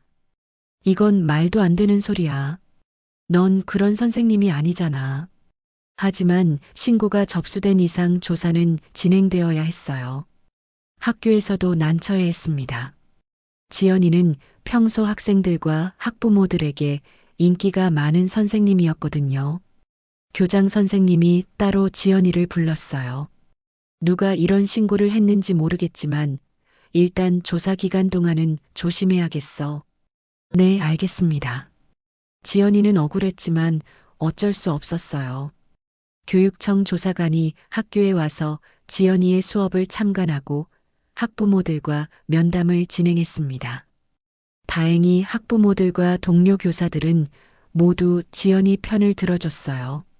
신고 내용이 거짓이라는 게 금방 드러났습니다. 하지만 그 과정에서 지연이는 많은 스트레스를 받았어요. 며칠 후 민호가 세탁소에 찾아왔어요. 표정이 어두웠습니다. 지연아, 할 말이 있어. 뭔데? 우리 어머니가 그러셨대. 교육청에 민원을 넣었다고.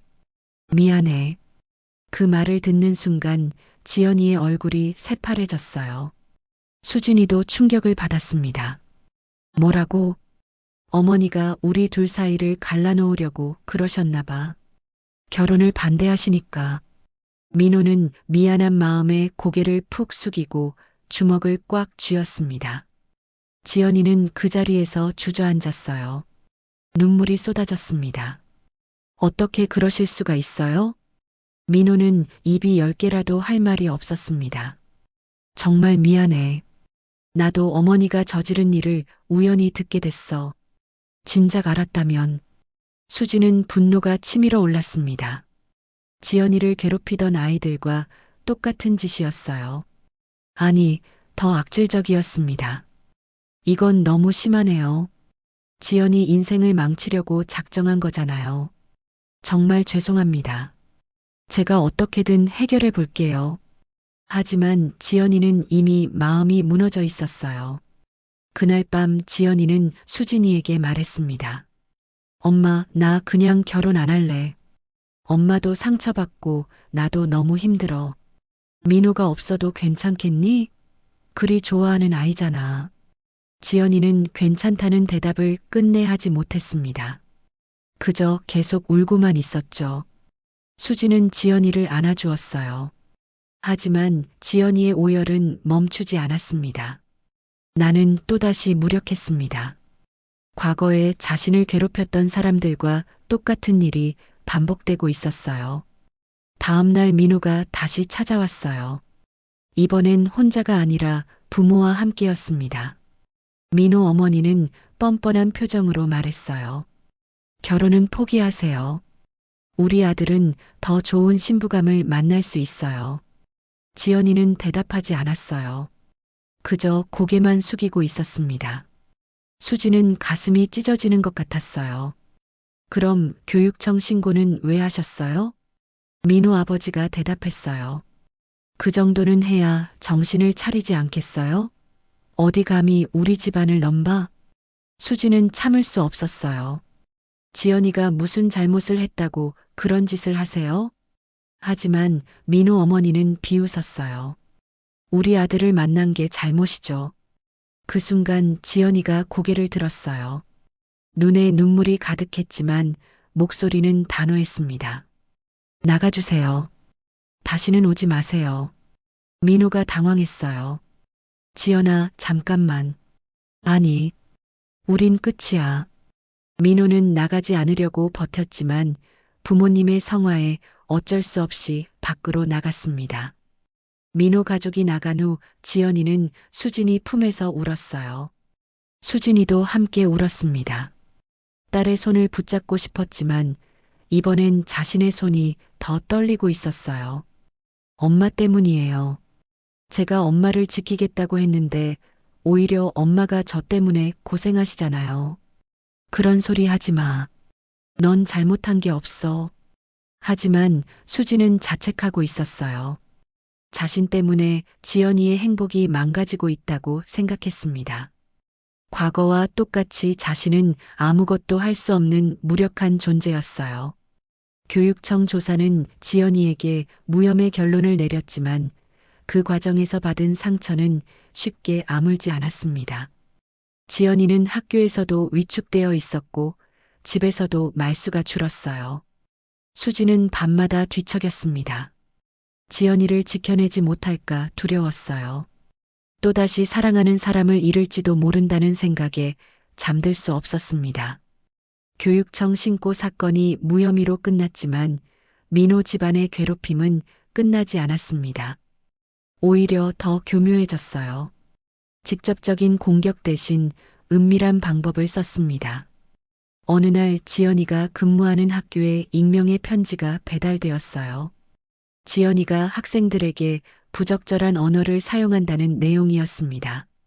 물론 거짓이었지만 학교 측은 또다시 신경 쓸 수밖에 없었어요. 또 다른 날에는 지연이의 수업을 녹음했다며 협박하는 문자가 왔습니다. 내용도 없는 협박이었지만 지연이는 수업할 때마다 긴장했어요. 엄마, 저 정말 힘들어요. 매일 감시받는 기분이에요. 지연이는 점점 야위어 갔습니다. 학교에서도 위축되어 있었고 밤에는 악몽을 꾸기도 했어요. 수지는 분노가 치밀어 올랐지만 어떻게 해야 할지 몰랐어요. 상대방이 익명으로 은밀하게 공격해오니 대응하기가 어려웠습니다. 그러던 어느 밤 수지는 잠들지 못하고 있었어요. 옆방에서 지연이가 뒤척이는 소리가 들렸습니다. 그 소리를 듣고 있으니 어릴 적 기억이 떠올랐어요. 계모가 수진을 괴롭힐 때의 기억이었습니다. 겉으로는 점잖게 행동하면서 아무도 보지 않을 때 수진이만 괴롭혔던 그때 말이에요. 다른 사람들 앞에서는 착한 새엄마인 척했지만 혼자 있을 때는 차가운 말로 수진을 상처 줬어요. 아버지는 믿어주지 않았어요. 계모가 워낙 교묘하게 굴었거든요. 수진이 말해봐도 아버지는 오히려 수진을 나무랐습니다. 내가 새엄마를 미워해서 그런 말하는 거 아니냐? 결국 수진은 포기했어요. 아무도 자신을 믿어주지 않는다고 생각했습니다. 그렇게 버리듯 시집 보내졌을 때도 아버지는 끝까지 계모 편이었어요. 그때 문득 엄마의 마지막 말이 떠올랐습니다. 병원 침대에 누워있던 엄마가 수진의 손을 꽉 잡으며 한 말이었어요. 널 끝까지 지켜주고 싶었어. 미안하다, 우리 딸. 엄마는 수진을 지키고 싶었지만 지켜내지 못했어요. 병이 엄마를 앞서 데려갔으니까요. 하지만 지금 수진은 달랐습니다. 아직 살아있었고 힘도 있었어요. 수진은 벌떡 일어나 거실로 나갔습니다. 창밖을 바라보며 깊게 숨을 쉬었어요. 이번엔 달라야 한다고 생각했습니다. 나는 다시는 놓치지 않습니다. 마음속으로 다짐하며 수진은 과거의 자신과 작별했어요. 무력하게 당하기만 했던 그 어린아이, 30년 동안 참고 살았던 그 여자와 말이에요. 다음 날 아침 수지는 지연이에게 말했습니다. 지연아, 엄마가 해결할게. 엄마가 뭘 어떻게 해요? 상대방이 누군지도 모르는데. 알아낼 거야. 그리고 반드시 막을 거야. 지연이는 걱정스러운 표정을 지었어요. 엄마가 무리하는 건 아닐까 봐서요. 엄마, 괜찮아요. 다른 일을 알아보고 싶어요. 아니야. 내가 얼마나 원하던 일인데. 엄마가 그렇게 살아봤는데 아무것도 해결되지 않아. 수진의 목소리에는 확신이 있었어요. 지연이도 그 변화를 느꼈습니다. 수진은 먼저 민호를 만났어요. 카페에서 단둘이 앉아 이야기했습니다. 이제 그만해라. 뭘 그만하라는 말씀이세요? 민호, 내 부모가 하는 일 말이야. 지연이를 교묘하게 괴롭히는 일. 민호는 모르는 척했지만 수지는 확신하고 있었어요. 증거는 없지만 알고 있다. 너네 집안이 하는 짓이라는 걸. 민호는 당황했어요. 부모의 행동을 완전히 모르지는 않았거든요. 어머니를 말려봤지만 말을 안 들으세요. 그럼 그걸 누가 막니? 아들인 내가 아니면? 그게 그리 어렵다면 내가 다 막을 거야. 가만두지 않을 거야. 수진의 눈빛이 달라져 있었어요. 예전의 순한 모습은 어디에도 없었습니다. 그날 밤 수진은 거울 앞에 서서 자신을 바라봤습니다. 주름이 늘었고 머리카락에 흰 털이 섞였지만 눈빛만큼은 젊었을 때보다 더 강렬했어요. 엄마, 나도 이제 엄마가 됐어. 나도 지킬게. 내 딸을. 수지는 거울 속 자신에게 말했습니다. 그리고 결심했어요. 이번에는 절대 물러서지 않기로요. 그때까지 수지는 방어적으로만 살아왔어요. 당하고 참고 피하면서요. 하지만 이제는 달랐습니다. 지연이를 위해서라면 공격적으로 나설 수도 있었어요. 다음 날부터 수지는 본격적인 대응에 나섰습니다. 먼저 민호 집안에 대해 알아보기 시작했어요. 어떤 사업을 하는지, 어떤 약점이 있는지 조사했습니다. 동네 사람들에게도 물어봤어요. 소문을 통해 정보를 수집했습니다. 수지는 더 이상 혼자가 아니었어요. 지연이를 지키기 위해서라면 무엇이든 할 수 있었습니다. 수지는 민호 집안에 대한 정보를 수집하던 중 중요한 사실을 발견했습니다. 민호의 아버지가 운영하는 사업이 대형 한정식 집이었어요. 외곽에 위치했지만 사람들이 자주 언급하는 맛집이었습니다. 거기다 꽤 큰 규모였어요. 어떻게 대응할지 고민하고 있던 그때 예상치 못한 연락이 왔어요. 아버지를 모시는 사람이라며 부득이하게 연락처를 알아내 연락했다고 했습니다. 수진 씨, 회장님께서 많이 편찮으십니다. 마지막으로 꼭 뵙고 싶어 하세요. 수지는 그 말을 듣고 잠시 말이 없었어요. 아버지와는 오랫동안 연락을 하지 않았거든요. 결혼할 때 자신을 버렸던 그 사람을 용서할 수 없었습니다. 돌아가실 것 같다고 하니까 괜히 마음이 불편하네. 수지는 며칠을 고민했어요. 지연이도 함께 고민해줬습니다. 엄마 마음대로 하세요. 저는 엄마 편이에요. 결국 수지는 아버지를 보러 가기로 했어요. 마지막일 수도 있다는 생각이 들었거든요. 오랜만에 찾은 친정집은 여전히 으리으리했습니다. 계모는 몇 년 전에 세상을 떠났다고 했어요. 아버지는 저택에서 제일 큰 방에 계셨습니다. 산소 호흡기와 전용 의료진을 보자 정말 마지막이라는 게 실감이 났습니다. 방으로 들어서자 아버지는 수진을 보고 눈물을 흘렸습니다. 수진아, 정말 왔구나. 아버지의 목소리는 많이 약해져 있었어요. 정정했던 아버지의 야윈 모습에 수진은 복잡한 마음으로 침대 옆에 앉았습니다. 미안하다. 널 그렇게 보낸 게 평생 한이 됐다. 아버지의 사과에 수진이도 울컥했어요. 오랫동안 듣고 싶었던 말이었거든요. 꽁꽁 얼어붙은 마음에 한 줄기 햇살이 비춘 듯 했습니다. 새엄마 말만 믿고 널 내쫓다시피 했지. 정말 후회하고 있다. 괜찮아요. 몸은 좀 어떠세요? 난 괜찮다. 넌 어떠니? 아픈 곳은 없니? 네, 전 건강해요. 아버지. 수지는 진심으로 아버지를 걱정했습니다. 원망은 있었지만 마지막에라도 아버지가 잘못을 인정해주고 자신을 찾아준 것이 위로가 되었습니다. 아버지는 떨리는 손으로 서류를 가리켰어요. 내가 가진 거 다 내 앞으로 해뒀다. 너무 고생만 하고 살았더구나. 수지는 놀랐어요. 상속 같은 건 기대하지 않았거든요. 아버지, 그런 건 안 받아도 돼요. 아니다. 이것밖에 못 해주는 내가 한심하고 미안하다. 꼭 받아줬으면 좋겠구나. 아버지는 며칠 후 조용히 눈을 감았습니다. 애초에 오래 사실 것 같지 않아서 급하게 상속 문제를 해결했다고 하더군요. 수지는 장례를 치르면서 복잡한 심정이었어요. 원망과 용서가 뒤섞인 기분이었습니다. 마지막에야 아버지는 사과를 했지만 그걸로 충분했습니다. 상속받은 재산을 정리하던 중 수지는 깜짝 놀랐어요. 부동산 목록 중에 외곽 먹자골목 건물 몇 채가 포함되어 있었습니다. 그중 하나가 민호 아버지의 한정식 집 건물이었어요. 지연아, 이거 봐. 수진이 부동산 등기부등본을 보여주자 지연이도 놀랐습니다. 이게 정말이에요? 응. 내 시댁에서 하는 식당이 우리 건물이야. 수지는 운명 같다고 생각했어요. 아버지가 마지막에 준 선물이 이런 식으로 쓰일 줄은 꿈에도 몰랐습니다.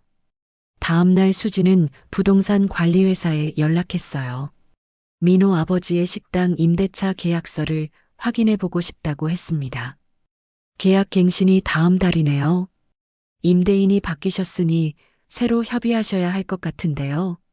수지는 미소 지었어요. 기회가 온 거였습니다. 그날 저녁 수지는 임대차 계약서에서 찾은 민호 아버지의 번호로 전화를 걸었어요. 벨이 몇 번 울린 후 익숙한 목소리가 들렸습니다. 안녕하세요. 저 지연이 엄마입니다. 전화 너머로 잠깐 침묵이 흘렀어요. 민호 아버지는 아무 대답도 하지 않았습니다. 그저 언짢은 기색만 느껴졌어요. 할 말이 있어서 연락드렸어요. 내일 뵐 수 있을까요? 그런다고 결혼 허락 못 해줍니다. 민호 아버지의 목소리는 차갑고 단호했어요. 수지는 침착하게 대답했습니다. 그런 이야기가 아니니 꼭 나오세요. 중요한 일입니다. 다음 날 오후 2시 약속 장소인 호텔 커피숍에 민호 아버지가 부인과 함께 나타났어요. 두 사람 모두 의아한 표정이었습니다. 민호 어머니는 여전히 곱게 화장을 하고 고급스러운 옷을 입고 있었지만 표정만큼은 불쾌해 보였어요. 무슨 일로 연락하셨는지요? 민호 아버지가 마지못해 앉으며 물어봤어요. 수지는 차분하게 가방에서 서류 봉투를 꺼냈습니다. 이거 좀 보실래요? 부동산 등기부등본을 받아든 민호 아버지의 얼굴이 점점 굳어졌어요. 처음에는 의아해하던 표정이었는데 내용을 파악하면서 눈빛이 변했습니다. 설마 이게... 네, 제가 건물주가 됐습니다. 당신이 운영하는 식당 건물 말이에요. 민호 아버지는 한참 동안 말이 없었어요. 서류를 다시 한번 꼼꼼히 들여다보며 상황을 파악하려 했습니다. 옆에 있던 민호 어머니는 남편이 넘겨준 서류를 보고 깜짝 놀라며 소리쳤어요. 아니, 당신이 어떻게? 제 아버지가 호연그룹 회장님이셨습니다. 돌아가시면서 저에게 유산을 남기셨거든요. 호연그룹 따님이셨다고요? 민호 아버지의 목소리 톤이 급격히 바뀌었어요. 금세 존댓말을 사용하기 시작했고 몸가짐도 공손해졌습니다. 수지는 이 변화가 너무 어이없었어요. 돈과 지위 앞에서만 굽실거리는 모습이 역겨웠습니다. 민호 어머니는 여전히 믿기지 않는다는 표정으로 중얼거렸어요. 말도 안 된다. 그런 집 딸이 세탁소를 했다고? 사람들은 다양한 이유로 다양하게 살아갑니다. 그게 중요한 게 아니고요. 수지는 냉정하게 말하며 또 다른 서류를 꺼냈어요. 임대차 계약이 다음 달에 만료되죠. 갱신할지 말지는 제가 결정할 수 있어요. 수진이의 목소리는 조용했지만 단호했습니다. 민호 부모는 서로 눈빛을 주고받으며 당황해했어요. 식당은 그들에게 주요 수입원이었거든요. 민호 아버지는 한참을 망설이다가 겨우 입을 열었습니다. 그래서 뭘 원하시는 겁니까? 간단해요. 지연이에게 진심으로 사과하세요. 그리고 다시는 괴롭히지 마세요. 교육청 신고 같은 비겁한 짓도 그만두시고요. 민호 어머니가 발끈했어요. 우리가 언제 그런 걸 했다고? 증거는 없지만 다 알고 있습니다. 앞으로는 그런 일이 없을 거라고 믿겠어요. 민호 부모는 당황했지만 어쩔 수 없었어요. 거부할 경우 식당 운영에 큰 타격을 입을 것이 분명했습니다. 알겠습니다. 사과드리겠습니다. 수지는 마침내 딸을 지켜낼 방법을 찾았어요. 힘으로 상대를 제압하는 게 아니라 정당한 방법으로 상황을 역전시킨 거였습니다. 수진과의 만남 이후 민호 부모는 며칠간 연락이 없었습니다. 지연이에게도 사과를 하지 않았습니다. 대책을 세우는 걸까요? 지연이의 말로는 다행히 이제 협박 연락은 오지 않는다고 했습니다. 수지는 결심을 굳혔습니다. 이미 충분한 시간을 주었으니까요. 일주일 후 민호 아버지가 연락해 왔습니다. 다시 한번 만나서 이야기할 수 있을까요? 목소리에 절박함이 묻어 있었어요. 수지는 담담하게 대답했습니다. 좋습니다. 이번엔 지연이도 함께 가겠어요. 약속 장소는 이전과 같은 호텔 커피숍이었어요. 민호 가족 모두가 나와 있었습니다. 민호와 그의 부모까지 셋 다 와 있는 걸 보니 상당히 심각하게 받아들이는 것 같았어요. 지연이는 처음에 가기 싫어했지만 수진이 직접 설득했습니다. 이번엔 엄마가 지켜줄게. 당당하게 가자. 민호 아버지는 지연이를 보자 고개를 숙였어요. 지연아, 정말 미안하다. 우리가 너무 심했다. 민호 어머니도 마지못해 사과했어요. 교육청에 신고한 것도 미안하다. 됐지? 지연이는 차갑게 대답했습니다. 그게 사과인가요? 그리고 이제 와서 사과해봤자 소용없어요. 저 정말 힘들었거든요. 민호는 한참 동안 망설이다가 안쓰러운 표정으로 지연이를 바라봤어요. 눈가에 눈물이 맺혀 있었습니다. 자신이 사랑하는 여자를 잃게 될지도 모른다는 절망감이 역력했어요. 지연아, 우리 다시 시작할 수 없을까? 내가 정말 잘할게. 하지만 지연이는 차갑게 고개를 저었습니다. 예전에 따뜻했던 눈빛은 온데간데 없었어요. 대신 깊은 실망과 분노가 서려 있었습니다. 이미 끝났어. 내 가족이 나와 엄마에게 한 짓을 잊을 수가 없어. 지연이의 목소리는 단호했지만 어딘가 슬픔이 묻어 있었어요. 첫사랑에 대한 미련이 아직 남아 있었지만 그것보다 더 큰 상처가 마음을 지배하고 있었습니다. 분위기가 더욱 차가워지자 민호 아버지가 애써 침착함을 유지하며 수진이를 바라봤어요. 하지만 그의 이마에는 식은 땀이 맺혀 있었습니다. 이제 된 거죠? 재계약하실 거죠? 자식들 문제랑은 다른 거잖습니까? 그의 목소리에는 간절함이 묻어 있었어요. 식당 사업이 무너지면 가족 전체가 큰 타격을 받을 것이 분명했거든요. 수지는 천천히 준비해온 서류를 테이블 위에 놓았습니다. 서류 봉투가 테이블에 닿는 소리가 커피숍의 정적을 깨뜨렸어요. 그럴 리가요. 재계약은 없습니다.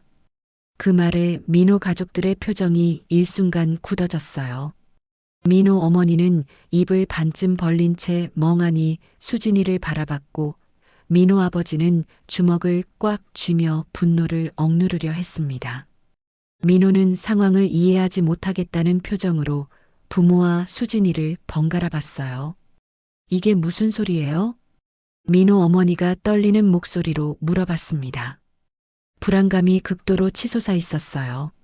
수진은 침착하게 계약 해지 통보서를 민호 아버지 앞으로 밀어냈습니다. 서류가 미끄러지는 소리가 그들의 심장 박동보다 크게 들렸어요. 다음 달 말까지 나가주세요. 새로운 세입자를 구할 예정입니다. 민호 아버지의 얼굴이 순식간에 창백해졌어요. 덜덜 떨리는 손으로 간신히 서류를 집어들었어요. 아니, 사과도 했는데 왜 이렇게까지 하시는 겁니까? 그의 목소리는 분노와 절망이 뒤섞여 있었어요. 평생 남을 무시하며 살아왔던 사람이 처음으로 무력감을 느끼는 순간이었습니다. 수진의 차 한 모금을 마시고 천천히 대답했어요. 그녀의 목소리는 차분했지만 그 안에 담긴 의지는 흔들리지 않았습니다. 사과로 모든 게 해결된다면 세상이 얼마나 쉽겠어요? 제 딸이 당신들 때문에 얼마나 힘들었는지 아세요? 교사 생활을 포기하려고 할 정도였어요. 매일 밤 울면서 잠들었던 그 아이 마음을 생각해 보세요. 수진이의 말에 지연이가 고개를 숙였어요. 그때의 괴로웠던 기억들이 다시 떠올랐습니다. 민호도 지연이의 모습을 보며 가슴이 아팠지만 이미 되돌리기엔 너무 늦었어요. 민호 어머니가 안절부절 못하며 떨리는 목소리로 물어봤어요. 그럼 우린 어떡하라고요? 수지는 민호 어머니의 말에 어이가 없었습니다. 전 이미 기회를 줬어요. 그때 진심으로 사과하고 그만뒀어야죠. 알아서 잘 해결하세요. 절망에 빠진 민호가 마지막 희망을 걸고 지연이를 바라봤어요. 그의 눈에는 간절함과 후회가 가득했습니다. 지연아, 제발 한 번만 더 생각해봐. 우리 정말 사랑하는 사이잖아. 하지만 지연이는 민호를 똑바로 바라보며 단호하게 말했어요. 그녀의 눈에는 더 이상 흔들림이 없었습니다.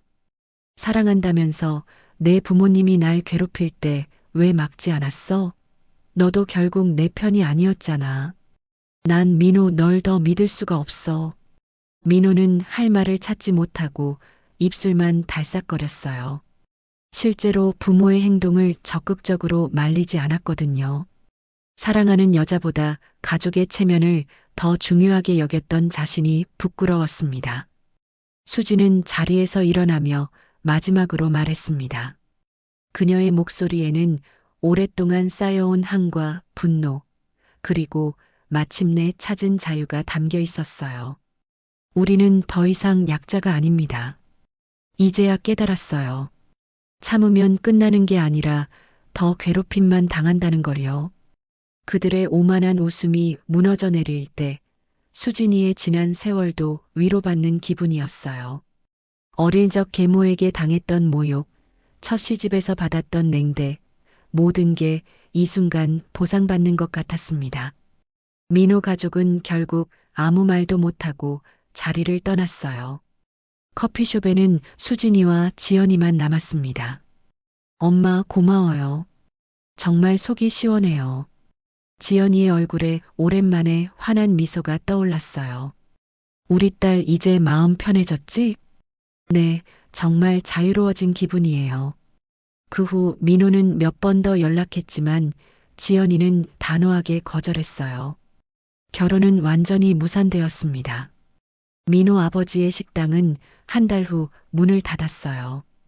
다른 곳으로 이전한다고 하는데 임대료가 예전보다 많이 올라서 쉽지 않다고 하더군요. 수지는 그 소식을 들으면서도 죄책감은 느끼지 않았어요. 그들이 먼저 시작한 일이었으니까요. 지연이는 다시 학교 생활에 집중했습니다. 더 이상 누구도 괴롭히지 않으니 예전의 밝은 모습을 되찾았어요. 아이들과 동료 교사들 사이에서도 인기가 높았습니다. 3년이 흘렀습니다. 지연이는 우연한 기회에 다른 남자를 만났어요. 같은 학교에 새로 부임한 체육교사였습니다. 성격이 온화하고 가정적인 사람이었어요. 엄마, 소개할 사람이 있어요. 지연이가 수줍게 말할 때 수지는 알 수 있었어요. 이번엔 진짜 좋은 사람을 만난 것 같다고요. 새 남자친구 성훈이는 첫 만남부터 수진을 친어머니처럼 대해줬어요. 집안 배경이나 돈 같은 건 전혀 따지지 않았습니다. 어머님, 맛있는 거 해드릴게요. 성훈이가 직접 요리를 해올 때도 있었어요. 수지는 이런 사위감이라면 마음 놓고 딸을 맡길 수 있겠다고 생각했습니다. 지연이와 성훈이의 결혼식이 열리는 날이 왔습니다. 호텔 연회장은 따뜻한 봄 햇살로 가득했어요. 하얀 장미와 분홍 작약으로 장식된 예식장은 마치 동화 속 한 장면 같았습니다.